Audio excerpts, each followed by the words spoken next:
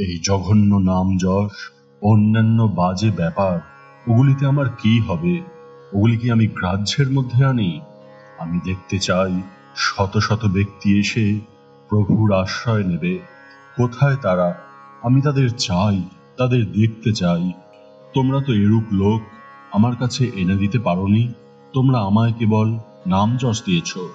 নাম যশ চুলোয় যাক, কাজে লাগো, সাহসী যুবকবৃন্দ, কাজে লাগো। আমার ভেতরে যে কি আগুন জ্বলছে তার সংস্পর্শে এখনো তোমাদের হৃদয় অগ্নিময় হয়ে ওঠেনি। তোমরা এখনো পর্যন্ত আমায় বুঝতে পারোনি। তোমরা এখনো আলস্য ও ভোগের পুরাতন রাস্তাতেই চলেছ। দূর করে দাও যত আলস্য, দূর করে দাও ইহলোক ও পরলোকে ভোগের বাসনা। আগুনে গিয়ে ঝাঁপ দাও এবং লোককে ভগবানের দিকে নিয়ে এসো। ভগবৎ সমীপে প্রার্থনা করি, আমার ভেতরে যে আগুন জ্বলছে তা তোমাদের ভেতর জ্বলে উঠুক, তোমাদের মন মুখ এক হোক। ভাবের ঘরে চুরি যেন একদম না থাকে। তোমরা যেন জগতের যুদ্ধক্ষেত্রে বীরের মতো মরতে পারো।